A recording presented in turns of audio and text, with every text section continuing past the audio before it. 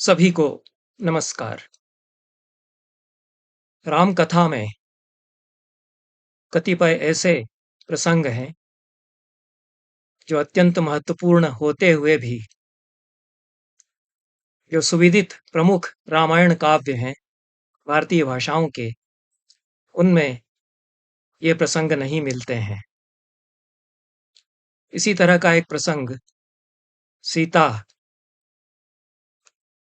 का रावण की पुत्री होना और उसका मिथिला में प्रादुर्भाव होना, यह एक प्रसंग है।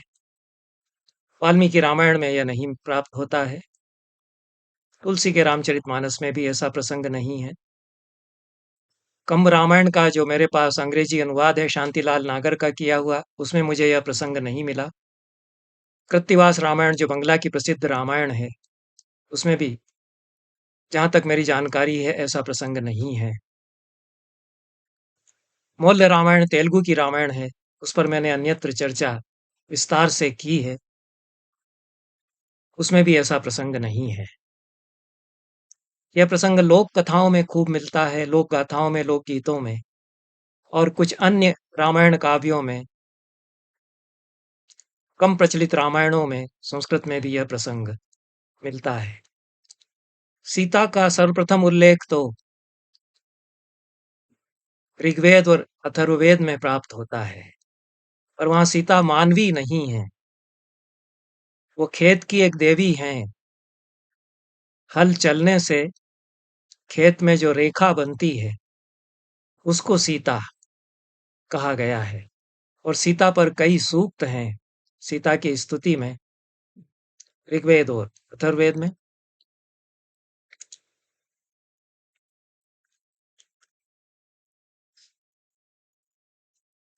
रामायणों में जो कम प्रचलित अल्पविदित रामायण काव्य हैं, उनमें अद्भुत रामायण में यह प्रसंग मिलता है।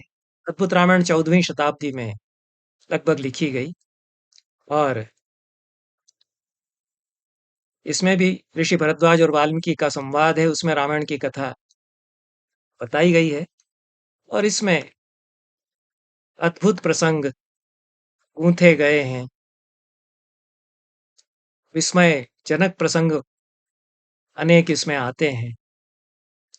इसमें सीता की उत्पत्ति का प्रसंग है, जिसमें ग्रत्समद ऋषि अपनी पुत्री के रूप में लक्ष्मी को पाने के लिए तप करते हैं और एक कलश में मंत्रोच्चार के साथ वे दूध डालते रहते हैं। एक दिन रावण उनकी कुटी पर धावा बोलता है और उस कलश को उठा करके उसमें ऋषियों का वध करके प्राप्त हुआ रक्त डाल करके लंका ले जाता है और वह कलश मंदोदरी को दे देता है। उससे कहता है कि यह तीक्ष्ण विष इस कलश में है, इसको संभाल करके रख लो।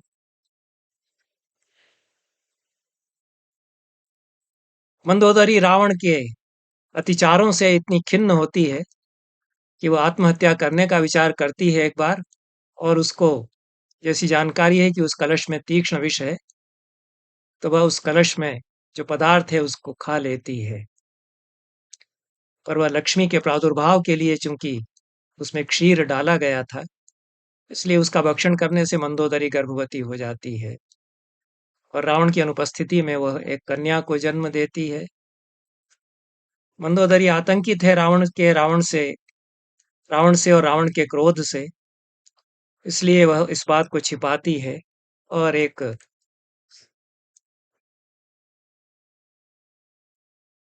उस कन्या को लेकर वह भूमि में उसको दफना देती है। कुरुक्षेत्र में जाकर के ऐसी कथा बताई गई है और वापस लंका लौट आती है। कालांतर में जब मिथिला के राजा जनक भूमि पर हल चला रहे होते हैं, कृषि यज्ञ करते हैं, तब उनको यह कन्या पुत्री के रूप में प्राप्त होती है।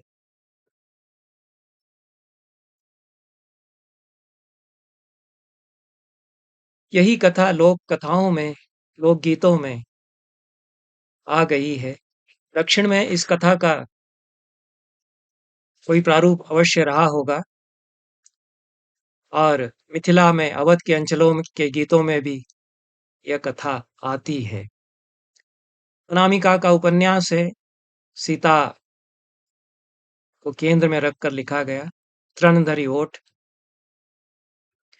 उसमें मंदोदरी के निश्चल वात्सल्य का बहुत मनोहारी चित्रण किया गया है और अनेक स्त्री पात्रों को जिस प्रकार से उसमें गढ़ा गया है, आधुनिक स्त्री का मन उसमें झांकता है। मंदोदरी माँ इस शीर्षक से इस उपन्यास में एक अध्याय ही है और मंदोदरी सीता के प्रति बहुत वात्सल्य से भरी हुई हैं, भरी रहती हैं, स्नेह से उसको देखती हैं, बहुत चिंता उसकी करती हैं, क्योंकि उन्हें विदित है कि सीता तो उन्हीं की बेटी है।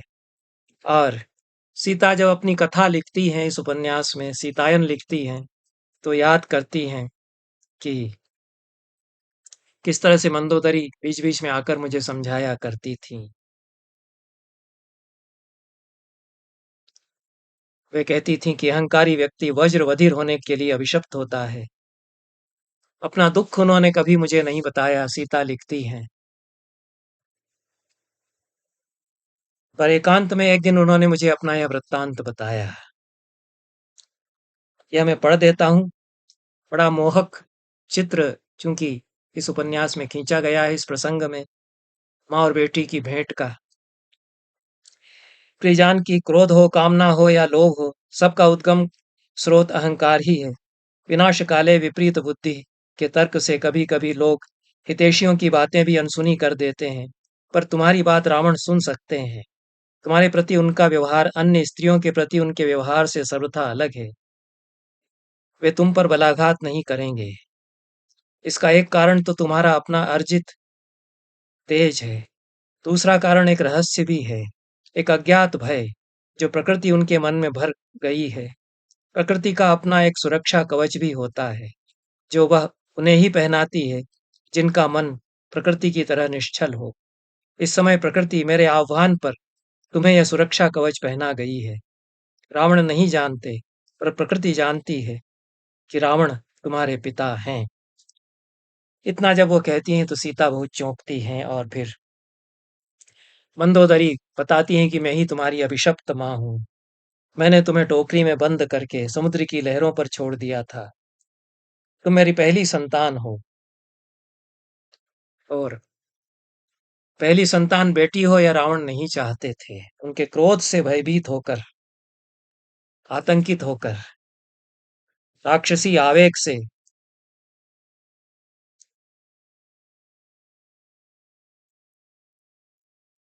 त्रस्त होकर मैंने तुम्हें बहा दिया। मंदोदरी कहती हैं कि राक्षसी आवेग से, क्रोध से, कामना से छंद बनाने में बहुत समय लगता है। मुझे भी लगा। शुरू-शुरू में मैं उनसे इतना डरती थी कि मन की बात विचार ही नहीं पाती थी। यह 2 स्त्रियों की बात है, माँ और बेटी की बात है। सुंदर ढंग से इसको रचा गया है। मंदोदरी कहती हैं कि इसी भय से मैंने समुद्र की लहरों का सहारा लिया और पीछे प्रकृति के दूत भेज दिए कि सही तट पर टोकरी को किनारा मिले।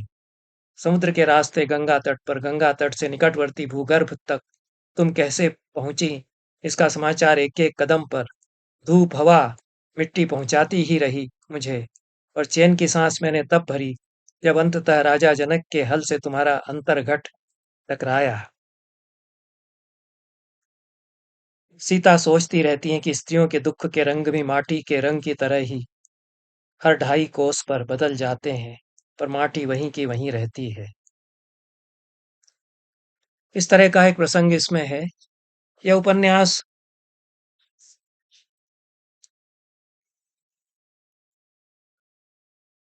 कुछ लोक कथाओं के ताने-बाने जोड़ करके भी लिखा गया है। कहीं कुछ आवेग से लिखा गया है, कहीं कुछ जैसा अनामिका बताती हैं कि उनसे लिखवा लिया गया है। घर में जो कथाएँ सुनी थी वे इसमें आ गई हैं।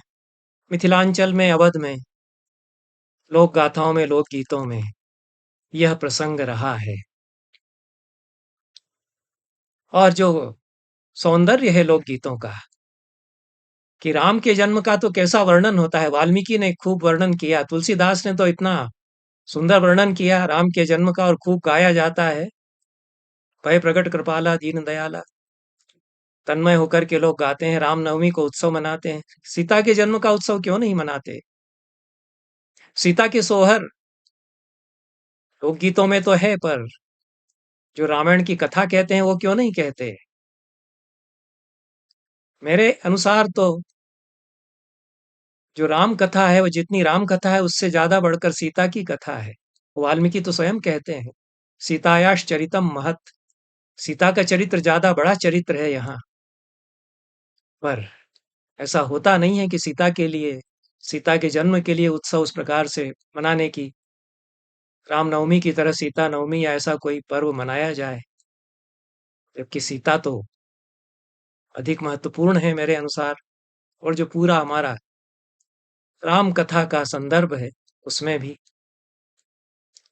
और मिथिलांचलों में, अवध के अंचलों में सीता के लिए सोहर गाए जाते हैं, सीता के जन्म के सोहर गाए जाते हैं।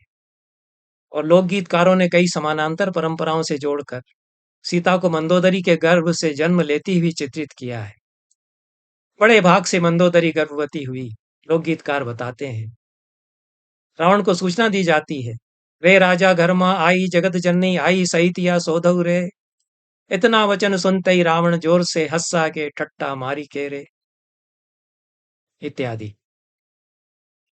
ये अवधि के लोकगीतों में गाया जाता है। रावण को सूचना मिली कि जगत जननी तुम्हारे घर में आई है। ठट्ठा मार करके रावण हंसता है, अपनी भाग्य की प्रवंचना पर हंसता है, या प्रसन्नता में हंसता है, या तो लोकगीतकार नहीं बताते हैं। लेकिन रावण भी कहता है कि अरे हो बड़े भाग से हम हमारे त कन्या मोरे भई रे। प्रसन्न होकर ही कहता है कि बड़े भाग्य है कि हमारे घर में कन्या आई। विद्वान है रावण भी, लोकगीतकार भी जानते हैं, और लक्ष्मी का अवतार हुआ है यह भी रावण समझ रहा है, प्रसन्न होता है।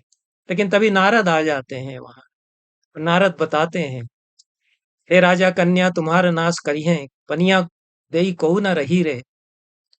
ये कन्या तुम्हारा ऐसा नाश करेगी कि पानी देने वाला तुम्हारे कुल में कोई नहीं बचेगा।